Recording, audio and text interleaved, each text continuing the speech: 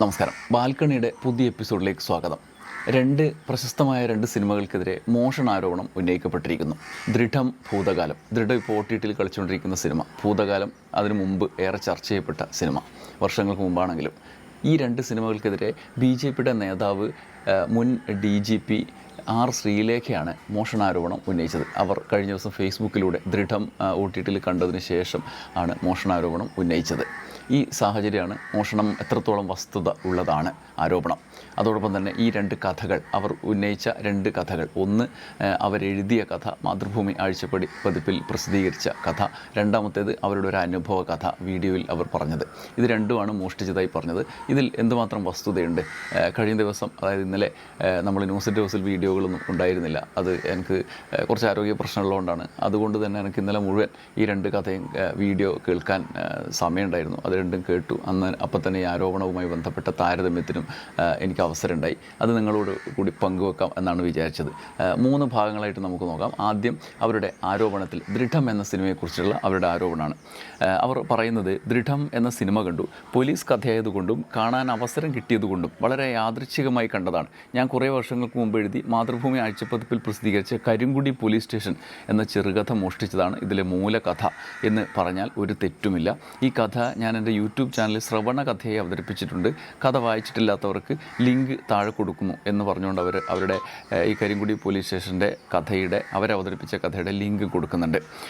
ആ വീഡിയോ അവരുടെ നീണ്ടൊരു വീഡിയോ ആണ്. അരമണിക്കൂറിലധികം സമയമുള്ള ഒരു കഥ ആണ് അവരവതരിപ്പിക്കുന്നത്. ആദ്യം പറയാം, ആ കഥ ഗംഭീരമായ, നമുക്ക് ആസ്വദിക്കാൻ പറ്റിയ ഒരു കഥയാണ്. പ്രത്യേകിച്ചും ദൃശ്യപരത കൂടുതലുള്ള ഒരു പോലീസ് സ്റ്റേഷനിൽ നടക്കുന്ന കഥയാണ്.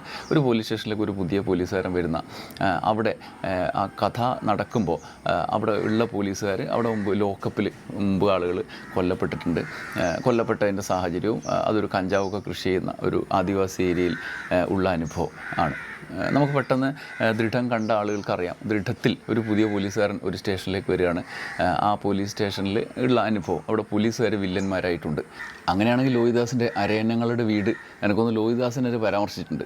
മഹാഭാരതമാണ് അദ്ദേഹത്തിൻ്റെ കഥയിലെ, അല്ലെങ്കിൽ രാമായണം, ഇത് രണ്ടുമാണ് അദ്ദേഹത്തിൻ്റെ കഥയിലെ മിക്ക പ്ലോട്ട്. അരയന്നങ്ങളുടെ പക്കാ മോഷണമാണ്. അങ്ങനെയാണ് അതിൽ ഒരു 5 പേര്, 5 സഹോദരങ്ങൾ, അവിടെ ഒരു കർണം വരുന്നു, മമ്മൂട്ടിയുടെ കഥാപാത്രം വരുന്നു, അയാൾ അവിടുന്ന് ചവിട്ടി പുറത്താക്കാനുള്ള ശ്രമങ്ങൾ നടത്തുന്നു. ഇതാണല്ലോ. ഇതുപോലെയുള്ള സമാനത ഇതിലും കണ്ടെത്താം. ഒരുപാട് MTയുടെ കഥകളെല്ലാം മോഷണമാണ്. MTയുടെ സിനിമ എടുത്താൽ ഒരു നായകനും 2 നായികയും, അത് ഭീമനാണെങ്കിലും സുഹൃതത്തിൽ ഹരികുമാർ ആണെങ്കിലും ഒക്കെ ഒരു നായകൻ 2 നായിക, അതിൽ ഒരാൾ പുറന്തള്ളും, ഒരാൾ പുറത്തുനിന്നുള്ളത്, അല്ലെങ്കിൽ അവിഹിതം എന്നൊക്കെ പറയുന്നത് പോലെയുള്ള ബന്ധങ്ങളായിരിക്കും. മറ്റൊരു കണക്ഷനും കൂടി വരും. അത് MTയുടെ ജീവിതമാണെന്നുള്ള പഠനം വരെ ഉണ്ടായിരുന്നു. ഇങ്ങനെയുള്ള പല വിധത്തിലുള്ള പ്ലോട്ടിൻ്റെ സമാനതകളുണ്ട്. ഇത്രയും ഉണ്ടോ എന്ന് സംശയമാണ് ഈ കഥ. ഞാൻ കേട്ടപ്പോൾ എൻ്റെ ആത്മനിഷ്ഠമായ അനുഭവമാണ്. നിങ്ങൾ കേട്ടൊക്കെ നിങ്ങൾക്ക് മനസ്സിലാവും. മാത്രമല്ല, ഇത് പല രീതിയിൽ വിലയിരുത്തുന്നുണ്ട്. ഇനി സാധാരണ ഇത് കേട്ടിട്ട് അവരുടെ യൂട്യൂബ് ചാനലിൽ പല രീതിയിലുള്ള കമൻറ്റുകൾ വന്നിട്ടുണ്ട്. അതിൽ ചിലത് ഞാൻ വായിക്കാം. നല്ല കഥ, നല്ല അവതരണം. ഏത്? ശ്രീലേഖയുടെ കഥ എനിക്ക് ഇഷ്ടപ്പെട്ട് അവരുടെ അവതരണം ഞാൻ പറഞ്ഞല്ലോ. പക്ഷേ ദൃഢം സിനിമയായി ഒരു ബന്ധവുമില്ല എന്നുള്ള അനസിൻ്റെ ഒരു കമൻറ്റ് അതിൻ്റെ താഴെയുണ്ട്. ഒപ്പം ഈ കഥ നല്ലതാണ്, ഇത് സിനിമയുമായി യാതൊരു ബന്ധവുമില്ല, അത് ഉറപ്പുവരുത്താൻ വേണ്ടി കയറിയതാണ് എന്ന് നവീൻ. ഇങ്ങനെ ഒരുപാട് ആൾ പല രീതിയിൽ പ്ലോട്ട്, അതായത് ആളുകൾ തെറ്റിദ്ധരിപ്പിക്കാൻ പറ്റും. ഈ പ്ലോട്ട് ഇതാണെന്ന് പറഞ്ഞ് കേൾക്കുമ്പോൾ നമുക്ക് ശരിയാണല്ലോ, ഈ പ്ലോട്ട് അതാണല്ലോ. പല രീതിയിൽ.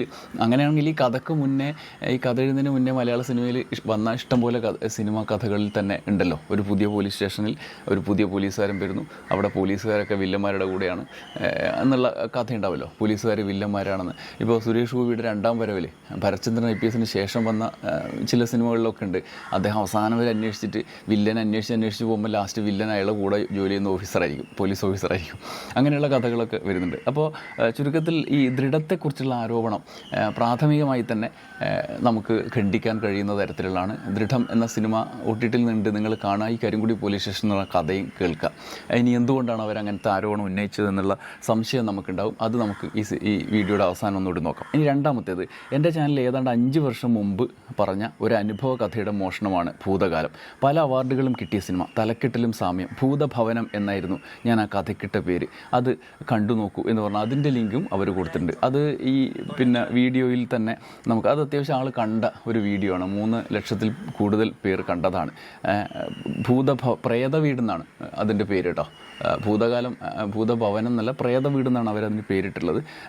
അവർ ഫേസ്ബുക്കിൽ ഭൂതഭവനം സമാനതയുള്ള പേരാണെന്ന് പറയുന്നത്, പക്ഷേ പ്രേത വീട് എന്നാണ് യൂട്യൂബിലെ പേര്. അതിനെക്കുറിച്ച് അവർ പറയുന്നതും മോഷണമാണെന്നാണ്. ഇത് കഥയല്ല, അവരുടെ അനുഭവമാണ്. അവർ തിരുവനന്തപുരത്ത് വന്നപ്പോൾ താമസിക്കാൻ ജോലിയുടെ ഭാഗമായിട്ട് കരിയം എന്ന് പറയുന്ന സ്ഥലത്ത് അവരുടെ പരിചയം വെച്ചിട്ടൊരു വീട്ടിൽ താമസിക്കാൻ പോയതും അവിടെ പല വിധത്തിൽ ഉള്ള പ്രേത സാന്നിധ്യം ഉണ്ടെന്നുള്ള വിശ്വാസവും ആളുകളുടെ വിശ്വാസത്തിൻ്റെ തുടർച്ചയായിട്ടുള്ള സ്വന്തം ഇല്യൂഷൻ എന്നൊക്കെ പറയുന്ന പോലെ തോന്നലുകളും ഒക്കെയാണ് അവരതിൽ അവതരിപ്പിക്കുന്നത്. ഒരുപാട് അനുഭവങ്ങൾ ഇതുപോലെ ഒരുപാട് ആളുകൾ നേരത്തെയും പറഞ്ഞിട്ടുണ്ട്, എഴുതിയിട്ടുണ്ട്. നമുക്ക് പേരെടുത്ത് പറയാവുന്ന രീതിയിൽ തന്നെ നിരവധി അനുഭവ കഥനങ്ങൾ ഇവർ ഈ വീഡിയോ ചെയ്യുന്നതിന് മുന്നേ തന്നെ നമുക്ക് കേൾക്കാനും വായിക്കാനും ഒക്കെ പറ്റിയിട്ടുണ്ട്. അതുകൊണ്ട് ഭൂതകാലം എന്ന് പറയുന്ന സിനിമ രാഹുൽ സദാശിവൻ്റെ ഒപ്പം ശ്രീകുമാർ ശ്രേയസ് കൂടി അതിൽ തിരക്കഥയിൽ പങ്കാളിയാണ്. അവർ അത് ആവിഷ്കരിച്ചതിൻ്റെ പ്രത്യേകതയാണ്. സമാനമായ പ്ലോട്ട് എന്നുള്ളതിനപ്പുറത്ത് അത് ആവിഷ്കരിച്ചതിൻ്റെ പ്രത്യേകത കൊണ്ടാണ് ആ സിനിമ ഗംഭീരമായത്. നമുക്ക് രാഹുൽ സദാശിവൻ്റെ കഥ അറിയാതെ അദ്ദേഹം എടുത്ത സിനിമകൾ ഏറ്റവും ഒടുവിൽ അദ്ദേഹം ഒടിയൻ എന്ന് പറഞ്ഞൊരു പുതിയ സിനിമ പ്രഖ്യാപിച്ചിട്ടുമുണ്ട്. ഈ തരത്തിലുള്ള സമാനത വെച്ചിട്ട് ഇതെൻ്റെ കഥയുടെ മോഷണമാണ് എന്ന് പറയുന്നതിലെ അയുക്തിയാണ് നമ്മൾ പെട്ടെന്ന് നമുക്ക് ഓർമ്മ വരിക. അതുപോലെ തന്നെയാണ് ദൃഢത്തിലും ജോമോൻ ജോണും ലിൻഡോ ദേവസിയും എഴുതിയ ആ തിരക്കഥയും മോഷണമാണെന്ന് പറയുന്നതിന് ലേശം ഉറപ്പൊന്നും പോരാ. അങ്ങനെ ഞാൻ പോലീസ് കഥ എഴുതിയിട്ടുണ്ട്, അതുകൊണ്ട് അതെൻ്റെ മോഷണമാണെന്ന് പറയുന്ന പോലെയാണ്. പക്ഷേ മൂന്നാമതായി നമ്മൾ പറയേണ്ടത്, ഇതിൽ അവർ ഉന്നയിക്കാൻ ഈ ആരോപണം ഉന്നയിക്കുമ്പോൾ പറയുന്ന ഒരൊറ്റ വേർഡാണ്. അവരിപ്പോൾ പ്രതിനിധീകരിക്കുന്ന രാഷ്ട്രീയ പ്രത്യയശാസ്ത്രം നമുക്കറിയാം. സംഘപരിവാറിൻ്റെ പ്രത്യയശാസ്ത്രം ഉണ്ട്. BJPയുടെ പ്രധാനപ്പെട്ട നേതാക്കളിൽ ഒരാളായി മാറിയിട്ടുള്ള ആളാണ് അവർ. ആ പ്രത്യയശാസ്ത്രത്തിൽ നിന്നുകൊണ്ട് ഉന്നയിച്ച ഒരാരോപണമാണ്. എന്താണ്? ഈ രണ്ട് സിനിമകളും തമ്മിൽ മറ്റൊരു കണക്ഷനുണ്ട്. രണ്ടിലെ നായകൻ ഷെയ്ൻ നിഗമാണ്. എന്നിട്ട് ഷെയ്ൻ നിഗമാണ്, നമുക്കറിയാലോ എന്താണ് ഉദ്ദേശിച്ചതെന്ന്. ഷെയ്ൻ നിഗമാണ് രണ്ടിലെയും നായകൻ എന്നാണ് അവർ പറയുന്നത്. ഈ മോനെ എനിക്ക് പറവ എന്ന സിനിമ കണ്ടപ്പോൾ മുതൽ ഇഷ്ടവുമാണ്. കാരണം എന്നോടൊപ്പം ജോലി ചെയ്തിരുന്ന ഒരു ആളുമായിട്ടുള്ള സമാനതയുണ്ട് എന്ന് പറഞ്ഞ് പോസിറ്റീവ് ആക്കാൻ ശ്രമിക്കുമ്പോൾ അതിനുള്ളിൽ ഒളിപ്പിച്ച് വെച്ച വിദ്വേഷത്തിൻ്റെ അംശം എനിക്ക് പെട്ടെന്ന് വല്ലാത്ത വിഷമമുണ്ടാക്കിയ ഒരു കാര്യമാണ്. കാരണം ഈ ഒന്നാമത് ഒരു സിനിമ എടുക്കാൻ നമുക്കറിയാം, ഒന്ന് എൻ്റെ ഡിഫറൻ്റായ പരസ്പരം ഈ കാലത്ത് സിനിമ എടുക്കുന്ന രണ്ട് കൂട്ടർ തമ്മിൽ അറിയുമെന്ന് തന്നെ നമുക്കറിയില്ല. അത്രമാത്രം പുതിയ ഗ്രൂപ്പുകളാണ്. ഒരു ഗ്രൂപ്പ് എന്ന് പറഞ്ഞാൽ ഒരു സിനിമ എടുക്കുമ്പോൾ ഒരു സംഘം അവർ പോകുന്നു, പുതിയ ടീം വരുന്നു. പക്ഷേ അതിലെ നായകൻ ഒരാളാണ് എന്ന് വെച്ചുകൊണ്ട് ഈ നായകൻ ഈ കഥ മോഷ്ടിച്ചതാണോ എന്ന സംശയം നമ്മളിൽ അവശേഷിപ്പിക്കാവുന്ന തരത്തിലുള്ള ഒരു വല്ലാത്തൊരു കുത്തലാണ് അവർ ചെയ്തത്. ഷെയ്ൻ നിഗം എന്നെ പ്രതിനിധീകരിക്കുന്ന തരത്തിൽ അദ്ദേഹത്തിൻ്റേതാണ് രണ്ട് സിനിമയും എന്നാണ് ഇവരാരോപിക്കുന്നത്. പ്രത്യേകിച്ചും ഉത്തരേന്ത്യയിലേറെ കേരളത്തിൽ നമുക്കിപ്പോൾ സ്ഥിരമായിട്ട് കണ്ടുകൊണ്ടിരിക്കുന്നതാണ്. അപ്പുറത്ത് ഒരു പേര് വെച്ചുകൊണ്ടുള്ള ഒരാൾക്കെതിരായ വിദ്വേഷത്തിനുള്ള സാധ്യത തേടുകയാണ് ശ്രീലേഖ ചെയ്യുന്നത്. അത് എല്ലായിടത്തും ഇങ്ങനെ തേടുക, സിനിമയിലും അങ്ങനെ തേടുക. ഒരു ബന്ധവുമില്ലാത്ത തിരക്കഥ, ആ തിരക്കഥയ്ക്ക് ഈ സിനിമയെ ഇവർ ഉദ്ദേശിക്കുന്ന കഥയായിട്ട് ഒരു ബന്ധമില്ല എന്ന് നമുക്ക് ഇത് കേൾക്കുമ്പോൾ തന്നെ അറിയാം. നിങ്ങളത് പരിശോധിച്ച് നോക്കണം. ആ പ്ലോട്ടിലുള്ള സമാനതയ്ക്ക് അപ്പുറത്തേക്കൊന്നും രണ്ട് സിനിമകളും തമ്മിലുള്ള. പുറമേ നമുക്ക് കേൾക്കുമ്പോൾ സിനിമ കാണാത്ത, കഥ കേൾക്കാത്ത ആൾക്ക് ഒരു പോലീസ് സ്റ്റേഷനിലേക്ക് ഒരാൾ വരുന്നു, അവിടെ പോലീസുകാർ വില്ലന്മാരാണ് എന്ന് കേൾക്കുമ്പോൾ നമ്മൾ വിചാരിക്കും ശരിയാണല്ലോ, ഇതാണല്ലോ മോഷണം, ഇത് മോഷ്ടിച്ചാണല്ലോ എന്ന് നമുക്ക് തോന്നും.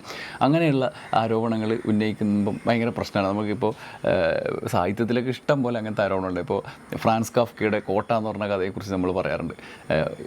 ആനന്ദിൻ്റെ മരണ സർട്ടിഫിക്കറ്റ്, ഒരാൾ ഒരു കോട്ട തകർക്കാൻ ശ്രമിച്ച് അവസാനം വിജയിക്കുന്നു. മരണ സർട്ടിഫിക്കറ്റ് തേടി അവസാനം അയാൾക്ക് ഉള്ള അനുഭവം. അത് രണ്ടും സമാനമാണെന്ന് പറഞ്ഞിട്ടുള്ള ആരോപണങ്ങൾ വരെ ഉണ്ടായിട്ടുണ്ട്. ലോകത്ത് എവിടെ ജീവിക്കുന്ന ആളുകൾക്കും തുല്യമായ അനുഭവങ്ങളുണ്ടാവും. ആ അനുഭവങ്ങളുടെ ആവിഷ്കരണങ്ങളുണ്ടാവും. അതിൽ മോഷണം ആരോപിക്കുന്നതിന് ചില സാഹിത്യത്തിലാണെങ്കിലും സിനിമയിലാണെങ്കിലും മോഷണം ആരോപിക്കുന്നതിന് ചില സർഗാത്മക മൂല്യങ്ങളുണ്ട്.